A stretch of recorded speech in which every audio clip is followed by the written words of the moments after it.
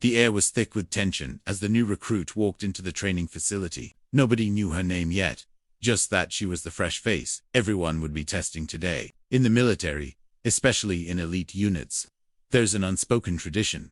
The new person gets hazed, gets tested, gets pushed to see what they're made of. It's not about cruelty, it's about finding out if you belong. And this particular morning, nobody expected what was about to unfold. She stood there, average height, lean build, with a quiet confidence that some mistook for arrogance. Her eyes scanned the room, taking in every detail, every face, every possible threat. The other trainees gathered around, some smirking, others whispering. They'd seen this before, new recruits coming in, thinking they were tough, only to crumble under pressure. But something about her was different, though they couldn't quite place it yet. The instructor, a grizzled veteran with more combat experience than years some of these kids had been alive, called everyone to attention. The morning would start with hand-to-hand combat drills. Standard procedure: pair up, practice techniques, test your limits. But in the back of the room, a few of the more aggressive trainees had other plans. They saw an opportunity, a chance to welcome the new girl the hard way. As the drills began, she was paired with one of the bigger guys, someone who clearly had size and strength advantage. He came at her with full force, not holding back like he might with other training partners. The first exchange was brutal. His strikes were heavy, meant to intimidate, but she moved with a fluidity that surprised everyone watching. She wasn't just defending, she was reading him, calculating, waiting for the right moment. Then it happened. He overextended on a punch, and in that split second, she moved. Her counter was so fast, so precise, that he barely registered what hit him. One moment he was attacking, the next he was on the ground, gasping for air. The room went silent. That wasn't luck. That was skill. Real skill. But the others weren't ready to back down. If anything, it made them more determined to put her in her place. During the next rotation, 3 of them approached her, surrounding her in a way that was clearly not part of the standard training protocol. The instructor watched from across the room, curious to see how this would play out. He'd seen enough combat to know when someone had real training versus gym muscles and ego. They moved in together, thinking numbers would overwhelm her. Big mistake. What happened next would become legendary in that training facility. She didn't panic, didn't freeze, didn't back down. Instead, she shifted into a combat stance that made the instructor's eyes narrow with recognition. That wasn't basic training. That was advanced close-quarters combat.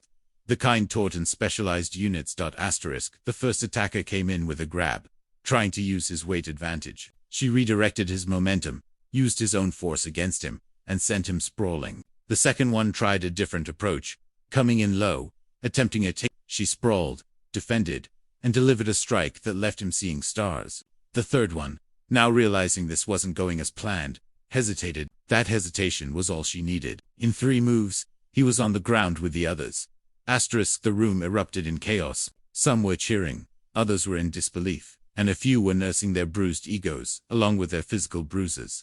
The instructor walked over slowly, his expression unreadable. He looked at the 3 guys on the ground, then at her, standing there barely winded.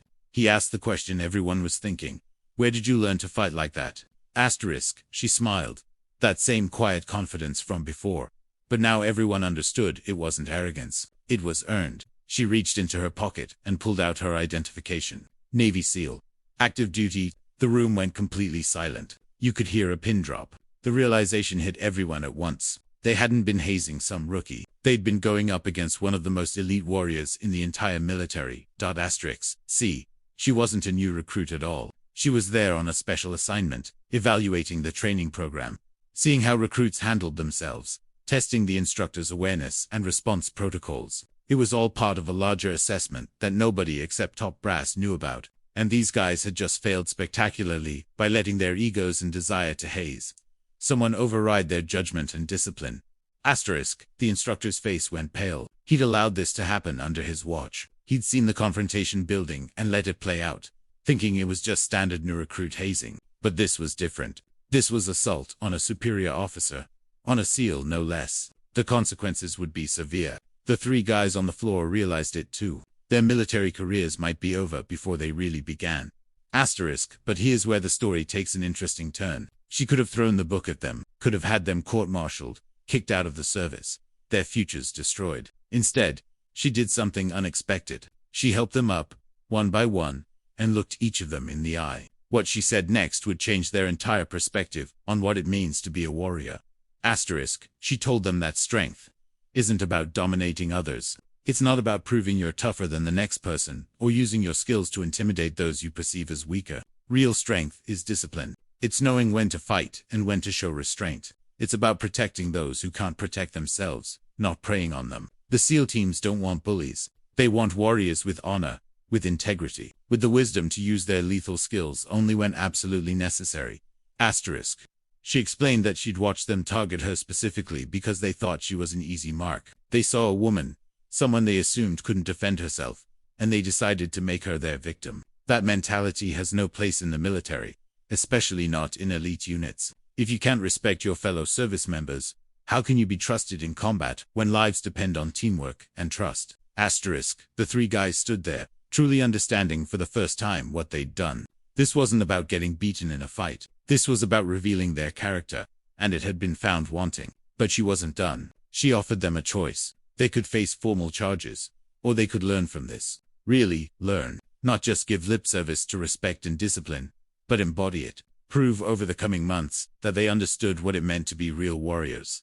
The instructor, grateful for this unexpected mercy but also humbled by his own failure, asked her what she would recommend for the training program. She spent the next hour breaking down everything she'd observed.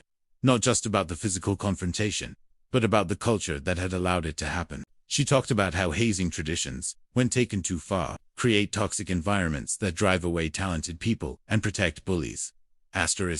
She explained that the best units in the military aren't the ones where everyone is trying to prove they're the toughest. They're the ones where people lift each other up, where experienced members mentor newer ones, where the team is stronger than any individual. That's how you build real combat effectiveness. That's how you create bonds that hold under fire when everything is going wrong, and you need to trust the person next to you with your life.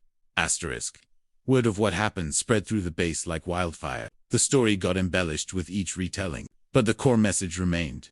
Don't judge people by appearances. Don't let your ego override your judgment. And never forget that everyone you meet might be fighting battles you know nothing about. That woman they thought was just another recruit was someone who had proven herself in combat situations most of them couldn't even imagine.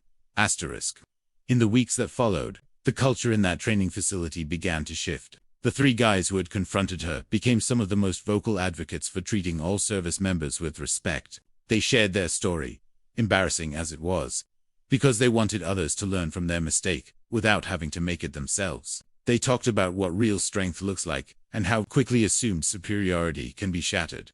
The instructor also made changes. He brought in more diverse training scenarios, brought in guest speakers from various special operations units, and made it clear that hazing would not be tolerated. Not because some regulation said so, but because it went against everything they were supposed to stand for. Warriors protect, they don't prey. Leaders build up, they don't tear down. As for her, the SEAL who had walked into that facility expecting to do a routine evaluation and ended up teaching a lesson nobody would forget. She completed her assessment and moved on to her next assignment. But she left behind something valuable. A story that would be told to every new class of recruits. A reminder that appearance tells you nothing about capability. That ego is the enemy of excellence. And that the strongest warriors are often the ones who have nothing to prove. The facility even put up a plaque in the training room with a simple message.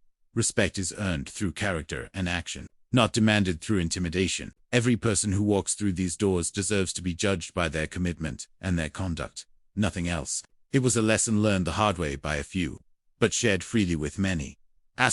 Years later, one of those three guys made it through selection and became a SEAL himself. On his graduation day, she was there, congratulating him. He thanked her, not just for giving him a second chance, but for teaching him what it really meant to be a warrior. He said that getting his teeth kicked in, metaphorically and literally, was the best thing that ever happened to him, because it forced him to confront his own character and choose to become better.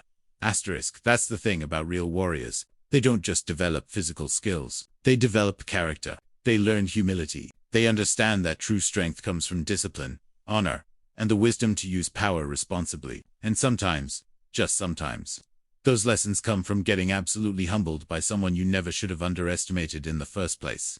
The black belt means nothing when facing someone whose life has been the battlefield. Your rank means nothing when your character is lacking. And your ego means nothing when confronted with someone who has nothing to prove, but everything to teach. Asterisk.